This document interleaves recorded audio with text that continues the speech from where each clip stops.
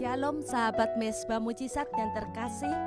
Biarlah kita lebih sungguh-sungguh untuk memuji dan meninggikan namanya, sebab dialah jawaban dalam setiap pergumulan doa kita. Mari dengan sungguh hati kita mau melakukan yang terbaik untuk Tuhan. Amin.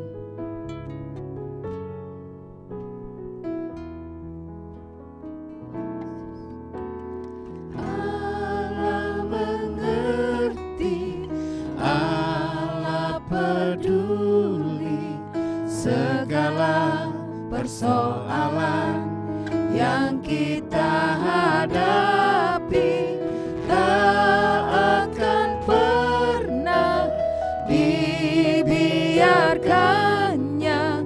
Ku bergumul sendiri sebab Allah mengerti. Kami tahu Engkau Allah yang sangat mengerti Tuhan akan segala persoalan dalam segala masalah yang kami hadapi. Amin. Karena Engkau adalah jalan keluar dalam setiap persoalan kami.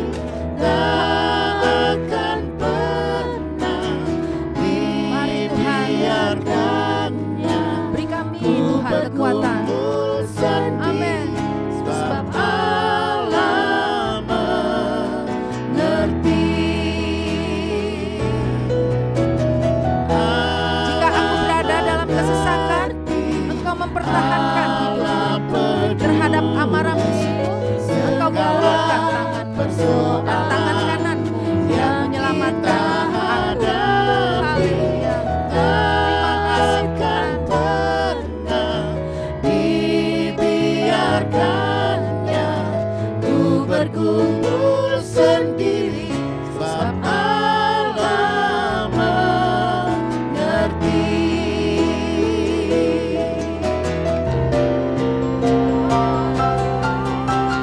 Allah mengerti. Allah satu-satunya bagi kami. Kami berteriak hanya kepadamu Tuhan dalam masalah kami. Yang kita kami bersyukur kepadamu. Amin. Dibiarkannya ku bergumul sendiri sebab Allah mengerti.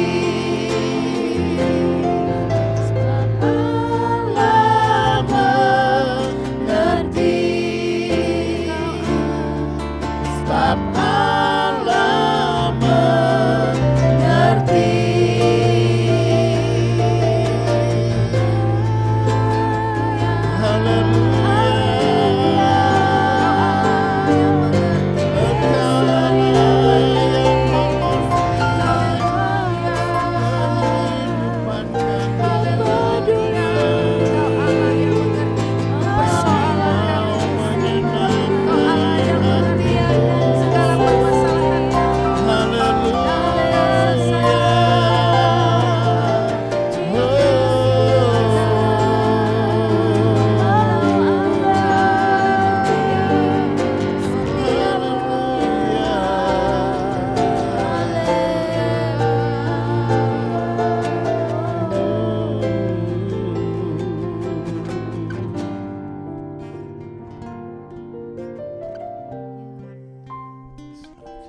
Tuhan, Engkau menyelidiki dan mengenal aku. Engkau mengetahui kalau aku duduk atau berdiri. Engkau mengerti pikiranku dari jauh. Engkau memeriksa aku kalau aku berjalan dan berbaring. Segala jalanku Kau maklumi. Sebab sebelum lidahku mengeluarkan perkataan, sesungguhnya semuanya telah Kau ketahui ya Tuhan. Dari belakang dan dari depan Engkau mengurung aku, dan Engkau menaruh tangan-Mu ke atasku. Sebab Engkaulah yang membentuk buah pinggangku, menenun aku dalam kandungan ibuku. Aku bersyukur kepadamu oleh karena kejadianku dahsyat dan ajaib. Ajaib apa yang Kau buat, dan jiwaku benar-benar menyadarinya. Haleluya. Haleluya, mari kita angkat setiap hidup kita kepada Tuhan. Dia Allah yang mengerti, Dia Allah yang peduli. Haleluya.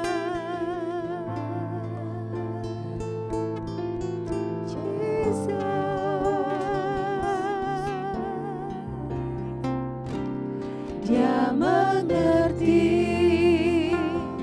Dia peduli persoalan yang sedang terjadi. Dia Allah yang mengerti, Dia yang dapat melakukan jauh lebih banyak daripada yang kita doakan atau kita pikirkan. Persoalan yang sedang alami, kuasanya bekerja dalam hidup kita. Namun satu yang Dia minta, apapun yang kita agar hadapi, kita percaya, percayalah kepada Tuhan sampai mujizat menjadi nyata. Nantikanlah Tuhan, berserulah kepada Tuhan. Dia Allah mengerti, Dia mengerti, Dia peduli, Dia peduli akan setiap umat-umat-Mu yang senantiasa mencari wajah-Mu Tuhan. Kau tidak akan pernah meninggalkan kami bergumul sendirian. Dia mengerti, Dia peduli Allah kita yang peduli akan setiap masalah-persoalan yang kita hadapi. alami. Yesus, namun satu yang Dia minta, agar kita percaya sampai mujizat menjadi nyata.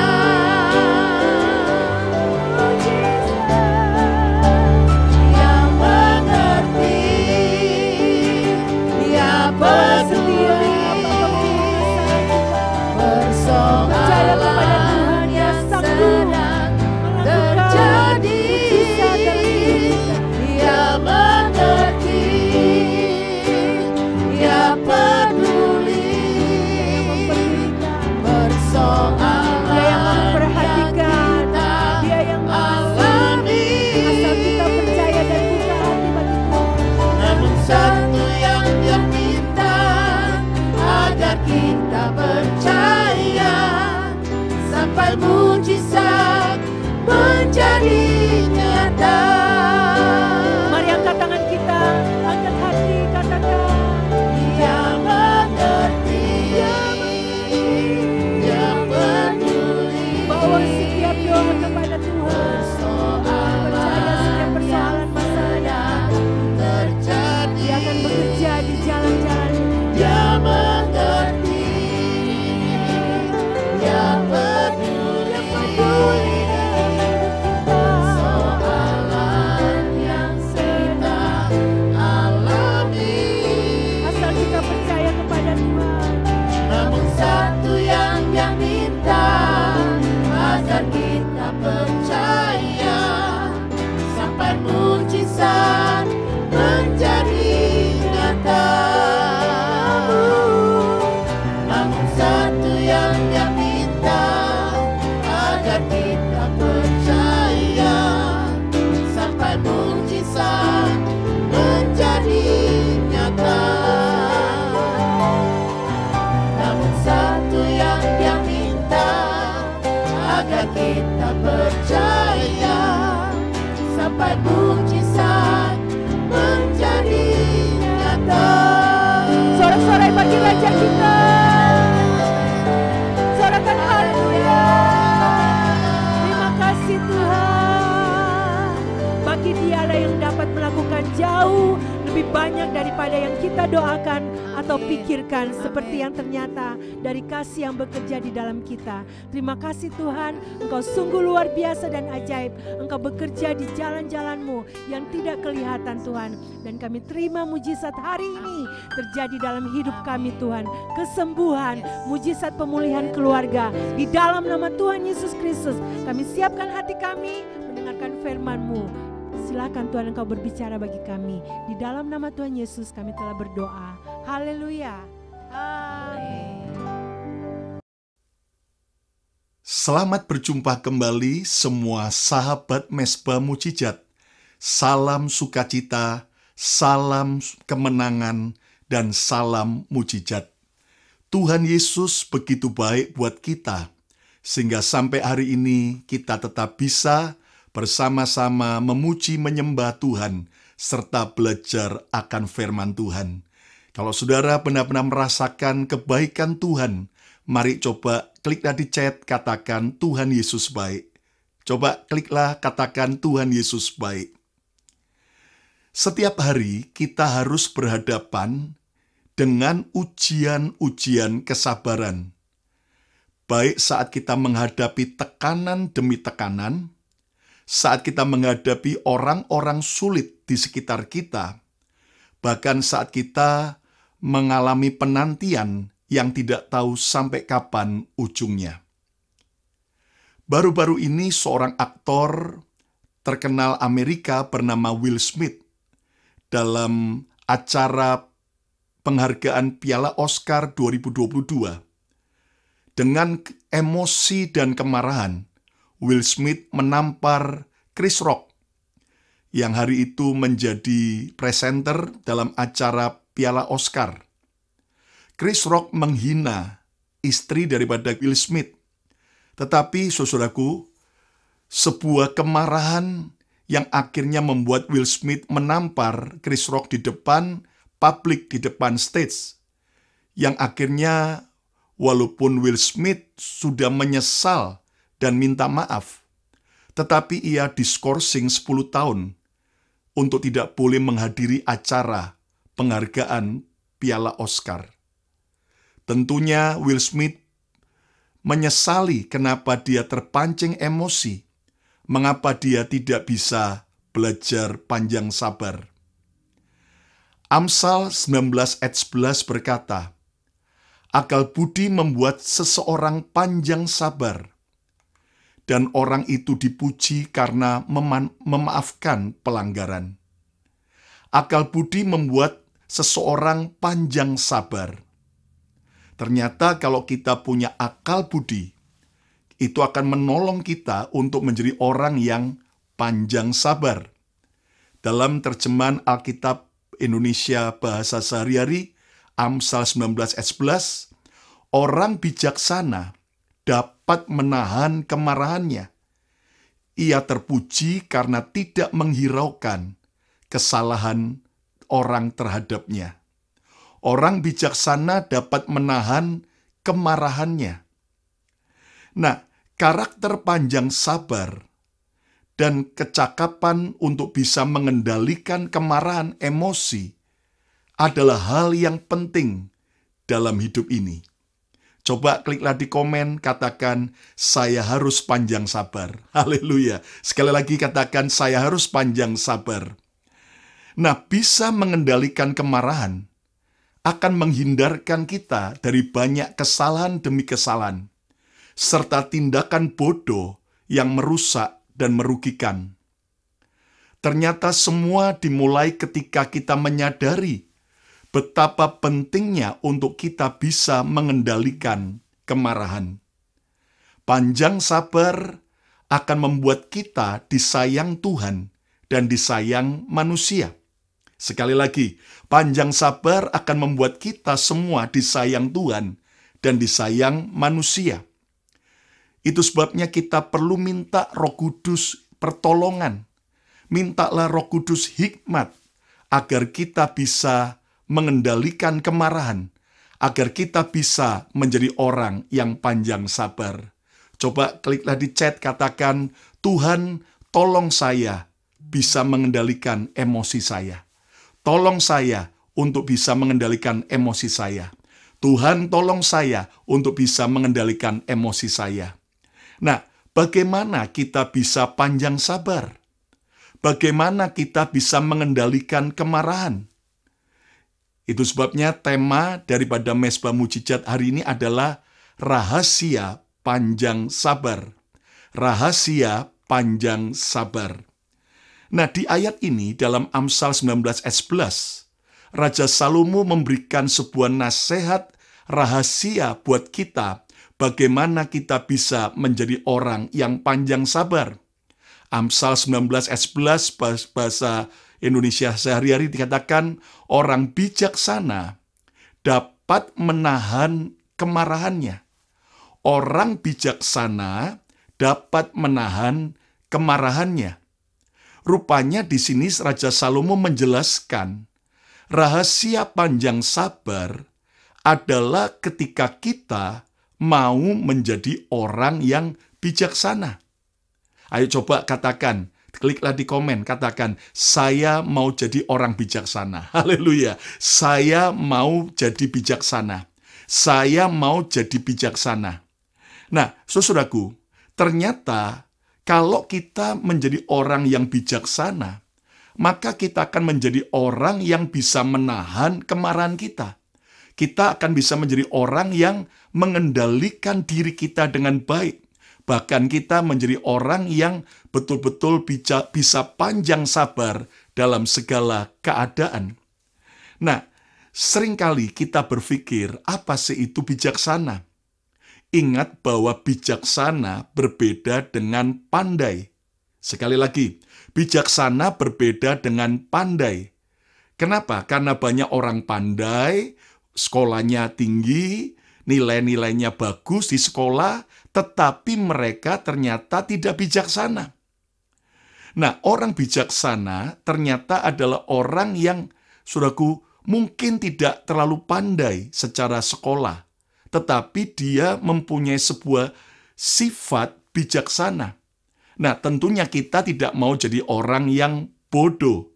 Semua kita pasti mau jadi orang yang pandai. Itu sebabnya sekali lagi coba kliklah di komen, katakan saya mau jadi orang bijaksana. Saya mau jadi orang bijaksana. Sekali lagi, ayo sebagai sebuah tindakan iman, ucapan iman, deklarasi kita di hadapan Tuhan dan manusia. Ucapkan saya mau jadi orang bijaksana. Nah, ada banyak orang pandai, ada banyak orang cerdas, tetapi tidak bijaksana. Pertanyaannya, apa dan bagaimana saya bisa menjadi orang bijaksana? Bagaimana rahasia supaya saya bisa menjadi orang yang bijaksana sehingga membuat saya panjang sabar? Nah, saya pelajari di Alkitab. Ternyata Alkitab mengajarkan beberapa rahasia bagaimana kita bisa menjadi orang yang bijaksana. Rahasia jadi bijaksana agar kita bisa panjang sabar yang pertama adalah jadikan firman Tuhan sebagai fondasi hidupmu. Jadikan firman Tuhan sebagai fondasi hidupmu. Saudara ingat bagaimana Tuhan Yesus memberi perumpamaan tentang dua orang yang sama-sama membangun rumah. Yang satu membangun, dia menggali fondasi dan dia kemudian menaruh fondasi yang kuat, yaitu batu yang kuat. Dan dia membangun di atas batu itu sebagai fondasinya. Sementara orang yang kedua membangun rumah, tetapi tanpa fondasi yang kuat, tanpa fondasi batu yang kuat, hanya di atas pasir. Apa yang terjadi? Begitu badai melanda kedua rumah itu, maka rumah yang dibangun di atas batu akan tetap kuat dan bertahan di tengah badai. Sementara rumah yang dibangun di atas pasir segera hancur, rusak, dan mengalami kerugian. Nah, Tuhan Yesus berkata dalam Matius 7 ayat 24-25, setiap orang yang mendengar perkataanku ini dan melakukannya. Jadi bukan hanya sekedar belajar firman, tahu firman, tapi harus melakukan firman. Ia sama dengan orang bijaksana. Nah, ini rahasianya. Yesus mengajarkan kalau saudara mau bijaksana, ya kan, kita harus jadi pelaku firman. Ya, jadikan firman sebagai fondasi hidup kita. Jadikan firman sebagai fondasi hidupmu. Ya, firman Tuhan. Nah, selanjutnya dikatakan bahwa yang mendirikan rumahnya di atas batu. Jadi, orang yang menjadi pelaku firman, yang cinta firman, melakukan mentaati firman Tuhan, maka dia adalah orang yang bijaksana, kata Yesus. Sehingga dia seperti mendirikan rumah, hidupnya di atas batu, fondasi yang kuat, ayat 25. Kemudian turunlah hujan, dan datanglah banjir, lalu angin melanda rumah itu, tetapi rumah itu tidak roboh sebab didirikan di atas batu.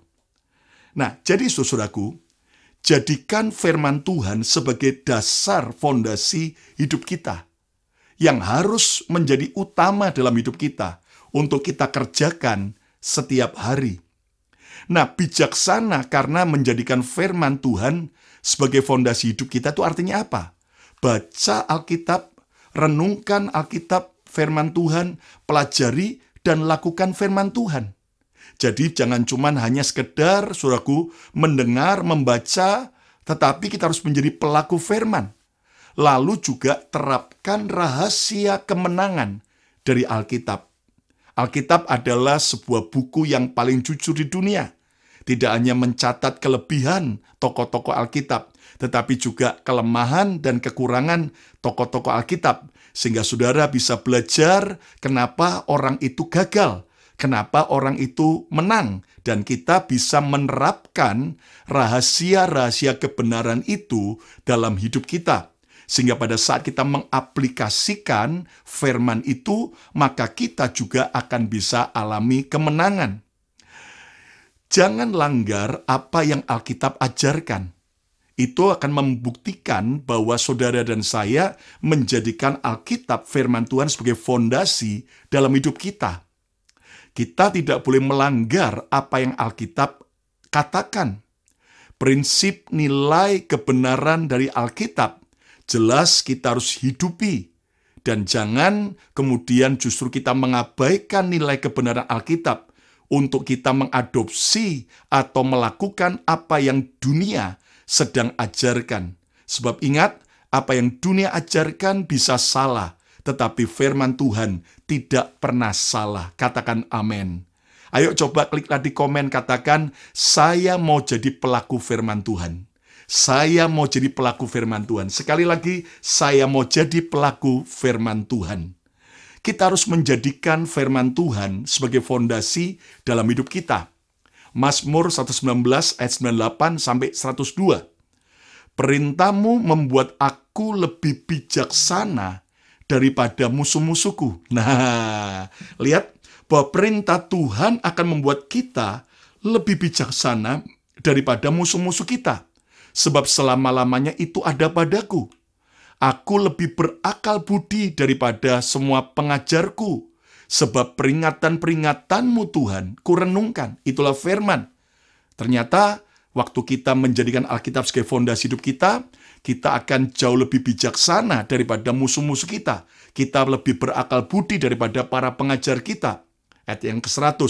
Aku lebih mengerti daripada orang-orang tua, sebab aku memegang titah-titahmu. Firman akan memberi kita pengertian yang bahkan jauh lebih daripada orang-orang yang tua. Ayat 101. Terhadap segala jalan kejahatan, aku menahan kakiku, supaya aku berpegang pada firman-Mu.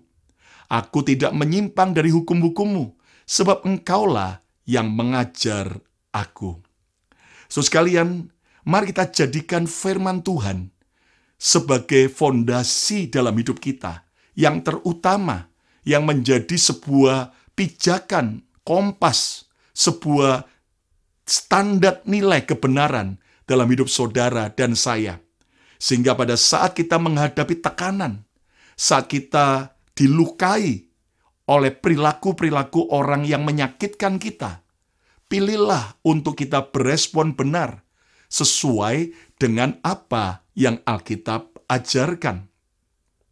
Lihat bagaimana Musa ketika sudah dekat untuk masuk ke tanah perjanjian, tetapi Musa terpancing kemarahannya oleh sungut-sungut dan pemberontakan orang Israel.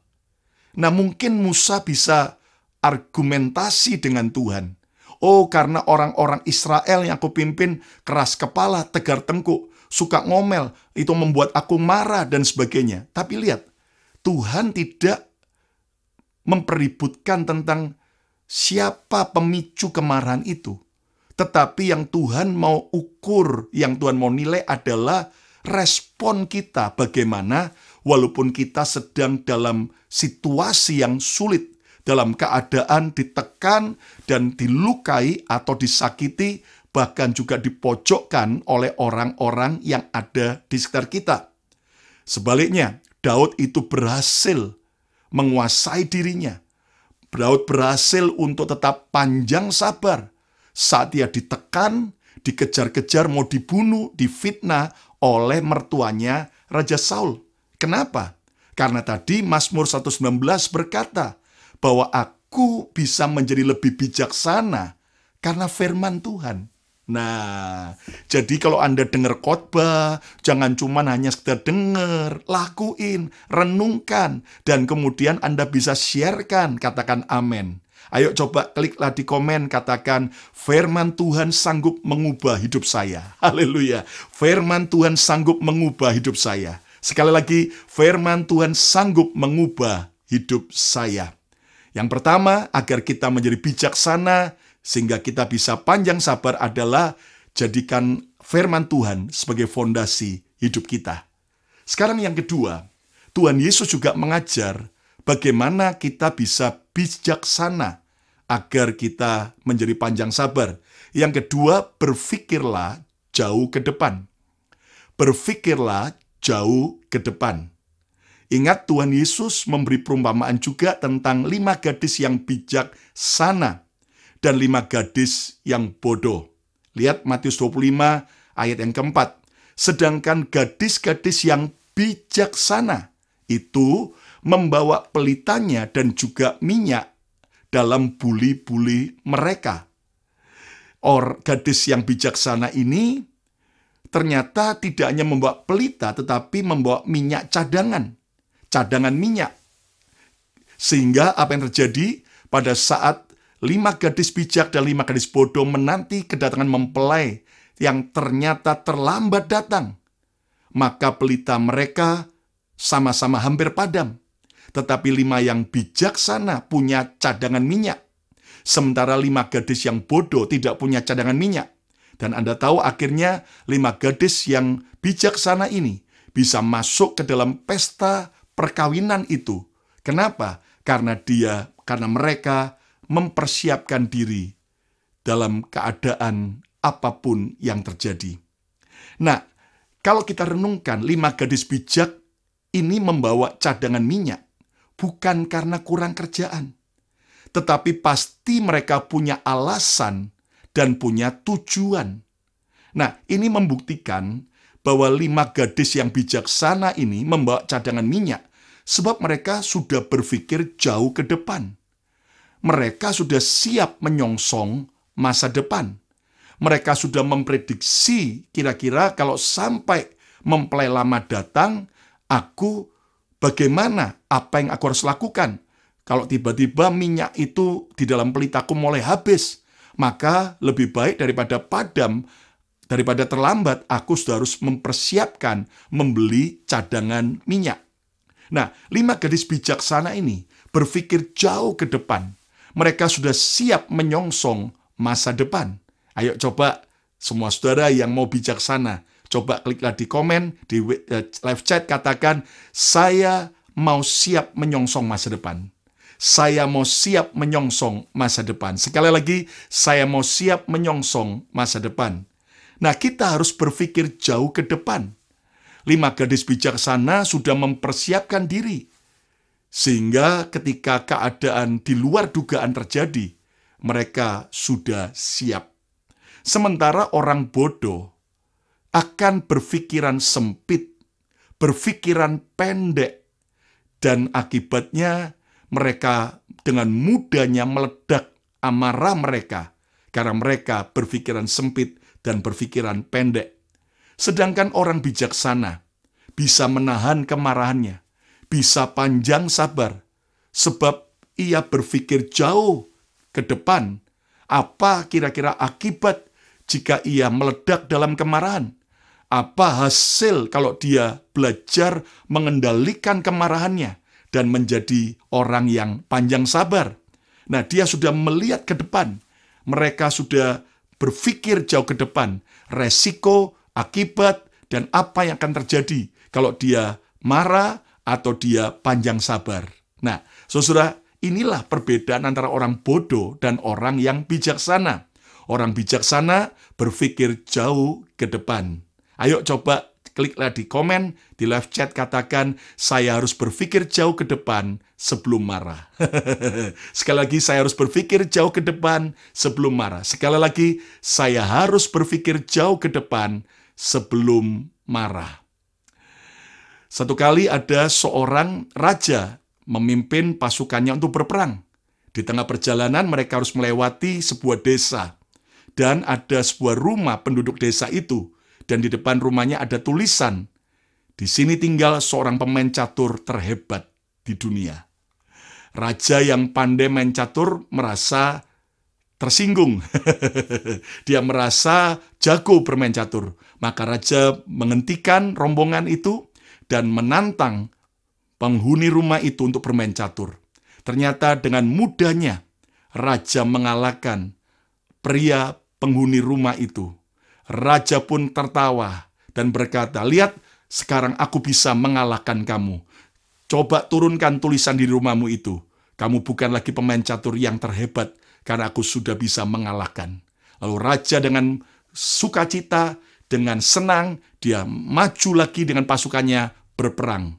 Dan di medan peperangan raja menang dari perang, mengalahkan musuh. Dan waktu dalam kemenangan dia pulang balik, ternyata dia lewat dengan rombongannya kembali ke rumah pemilik orang yang bermain catur itu. Apa yang terjadi? Di depan rumah orang itu tetap ada tulisan, di sini tinggal pemain catur terhebat yang tak terkalahkan. Raja marah dan berkata, kenapa kamu tidak turunkan tulisan itu? Padahal aku sudah mengalahkan kamu. Lalu pria itu senyum dan berkata, Tuanku Raja, mari sekarang kita bertanding catur lagi. Dan ternyata dengan mudah pria itu mengalahkan raja dalam pertandingan catur. Raja kaget dan bertanya kepada pria itu, loh, pada waktu aku pertama kali, kenapa aku dengan mudahnya mengalahkan engkau? Sekarang aku kalah. Lalu pria itu berkata, Tuanku Raja, pada pertandingan kita yang pertama, Tuan sedang memimpin peperangan. Kalau saya membuat Tuan kalah, maka Tuan akan putus semangat, dan Tuan malu di depan semua prajurit, dan itu bisa berdampak panjang bagi rakyat negara kita.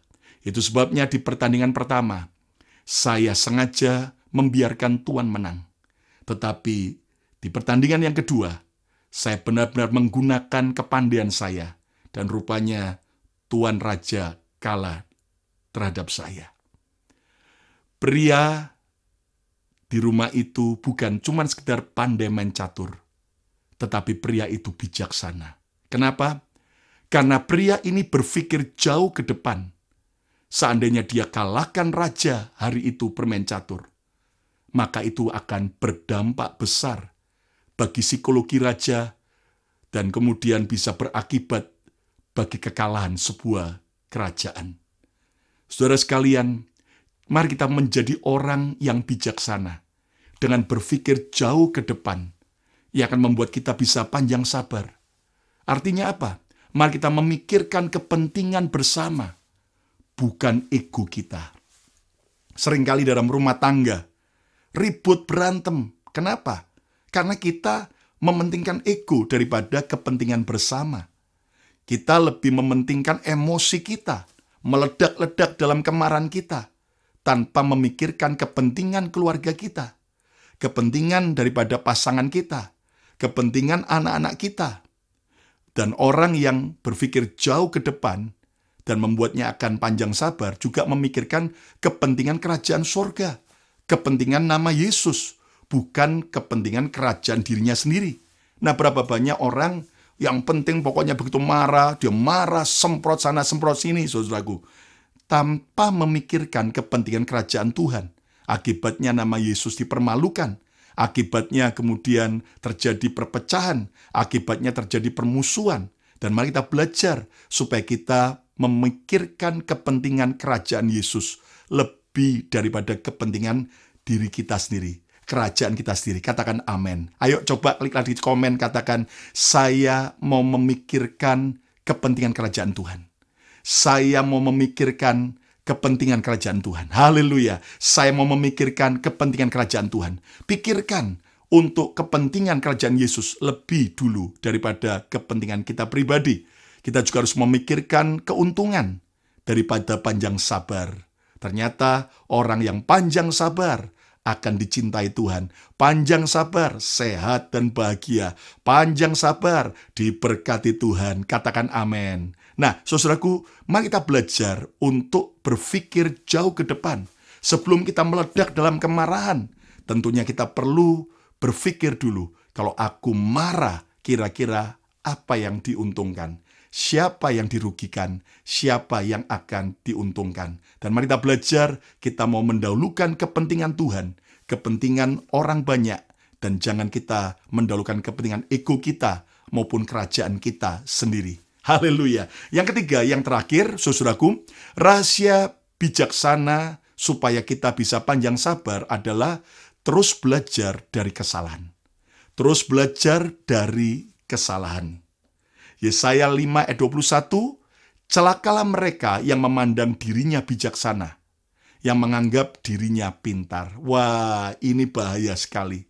Siapapun kita, begitu kita menganggap pintar, begitu menganggap bahwa kita orang bijaksana, firman ini berkata kita akan celaka.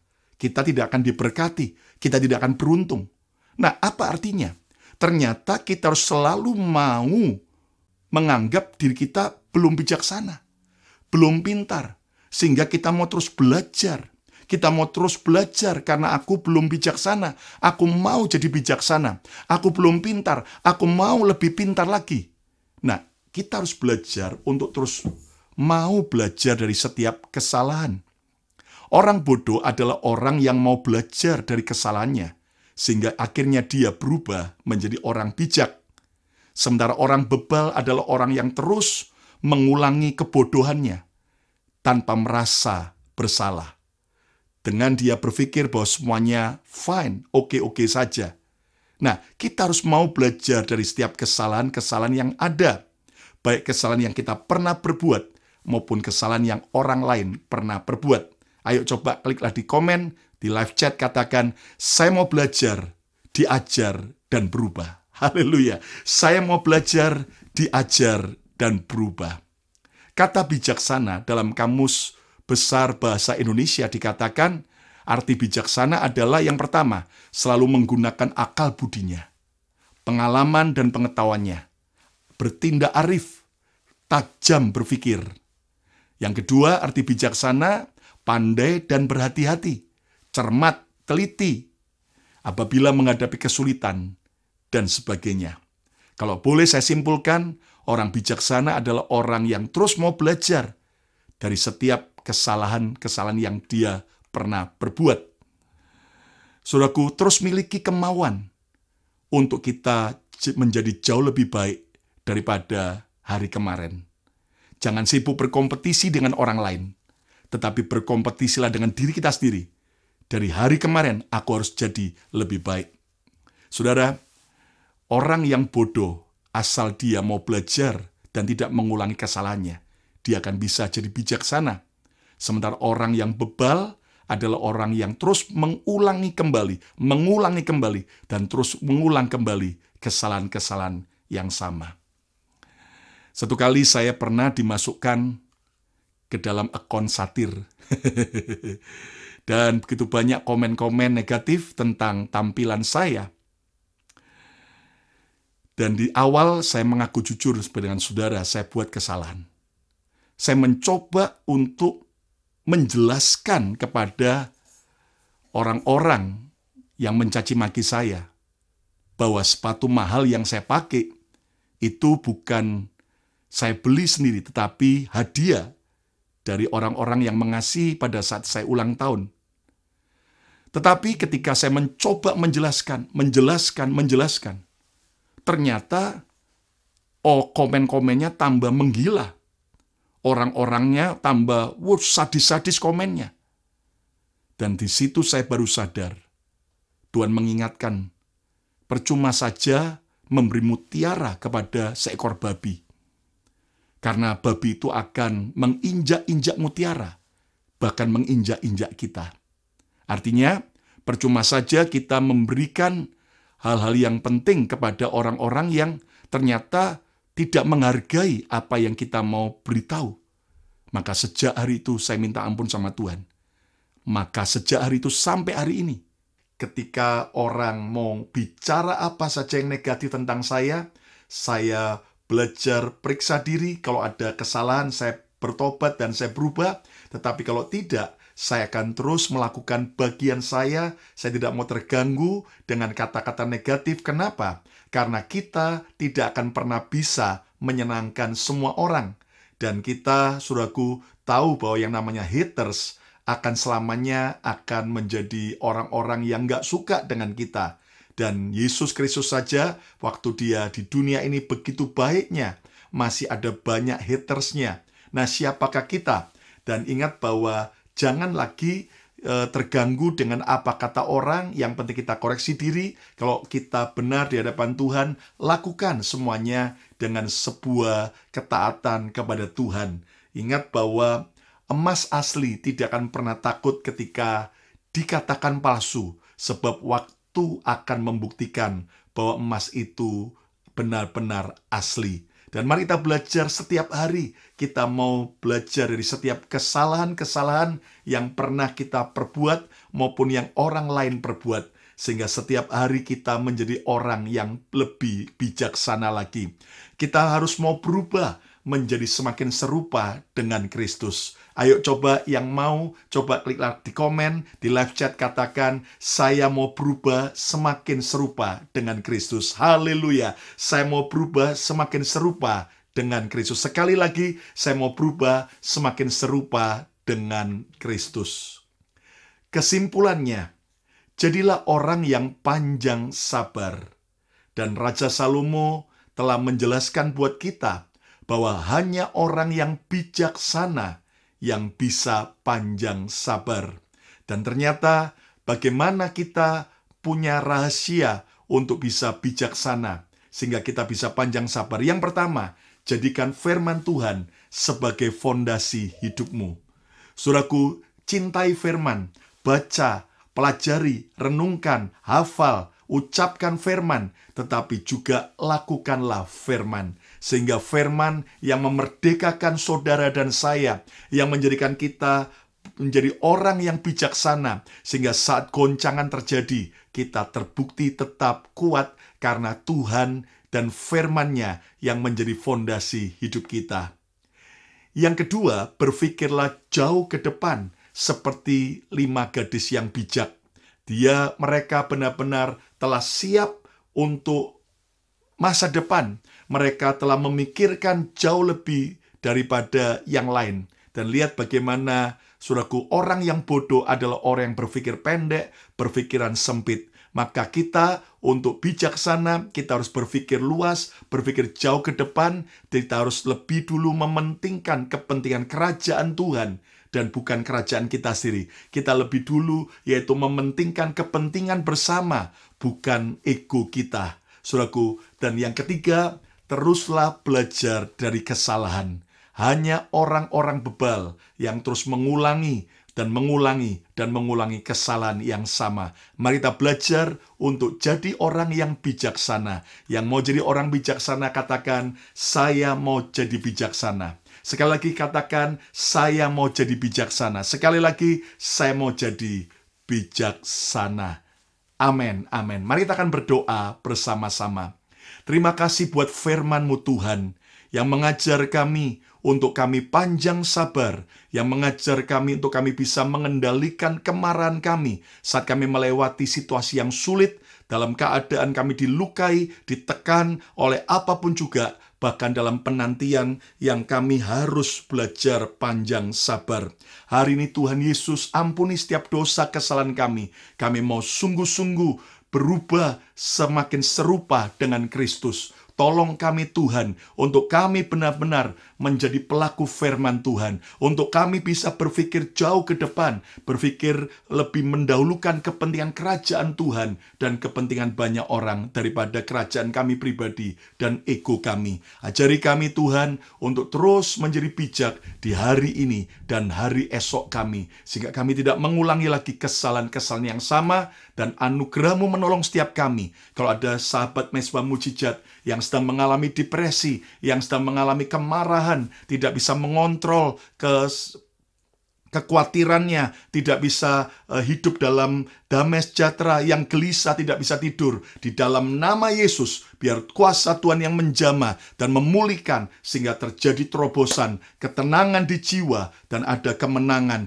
dalam nama Yesus. Kalau ada anak-anak-Mu yang terikat dengan dosa, terikat dengan perzinahan, pornografi, dengan perjudian, dengan semua hal-hal yang tidak Tuhan suka, di dalam nama Yesus, biar Tuhan yang menjamah, Tuhan yang membebaskan, memerdekakan, kami menjadi ciptaan baru bersama Tuhan. Dan kalau ada anak-anak-Mu yang sakit, sembuhkan dengan kuasa darah Yesus. Oleh kuasa darah Yesus kami percaya kami sudah alami kesembuhan. Kalau ada anak-anak-Mu yang mengalami pergumulan dalam soal ekonomi, pekerjaan, keuangan, hutang piutang, Tuhan yang menolong, Tuhan yang menjamah, dan Engkau jadi Jehovah Jireh, dan Tuhan yang memberikan kebijaksanaan untuk kami mengelola setiap berkat Tuhan. Dan Bapa, kalau ada yang mengalami pergumulan keluarga, pernikahan, dan biar Tuhan yang menjamah memulihkan, kami percaya dalam nama Yesus terjadi terobosan buat kami. Kami juga memberkati untuk pemerintahan bangsa Indonesia, pemerintahan Amerika, dimanapun negara-negara kami berada. Biar shalom Tuhan, damai Tuhan, kebijaksanaan menyertai pemerintah di mana kami berada. Anugerah Tuhan menyertai. Dalam berkat Tuhan, kami terima yang terbaik dari Tuhan. Angkat tangan saudara, terimalah berkat Bapa, Putra, dan Roh Kudus. Berkati dalam nama Yesus Kristus Tuhan. Turun menyertai saudara, memberkati saudara mulai hari ini, bahkan sampai selama-lamanya. Yang percaya diberkati dan mau menjadi saluran berkat, sama-sama katakan, amin, amin, amin, amin. Saya percaya kasih karunia Tuhan menyertai kita untuk kita bisa menjadi orang yang panjang sabar, dengan kita menjadi orang yang bijaksana. Dan saya yakin kalau saudara diberkati oleh program ini, silakan Anda bisa subscribe, Anda bisa like, Anda bisa komen, dan Anda share kepada teman-teman saudara, supaya banyak orang juga dijamah dan diberkati Tuhan. Kalau ada kesaksian maupun permohonan doa, silakan kirim ke email, maupun ke WhatsApp, maupun ke komen, dan kami akan mendoakan saudaramu, saudara semua. Dan saudara, YouTube channel Bethany Miracle Center akan hadir setiap hari Senin, Selasa, Rabu, Kamis, Jumat, Sabtu, jam 7 malam waktu Jakarta. Ingat, jam 7 malam setiap hari. Dan hari Minggu akan ada ibadah online, live streaming dari gereja Bethany Miracle Center di kota Philadelphia, Pennsylvania, Amerika. Ada 2 kali ibadah yang saudara juga akan ikuti, dan Anda akan jadi mendapatkan berkat yang luar biasa. Dan saudaraku, jangan lupa untuk Anda bisa follow juga ke Instagram saya, Lukas Kusuma, maupun Instagram Bethany Miracle Center, maupun di Facebook Bethany Church, maupun juga di page PDT Lukas Kusuma. Kasih karunia Tuhan menyertai kita sekalian. Sampai berjumpa lagi pada program berikutnya. Tuhan Yesus memberkati.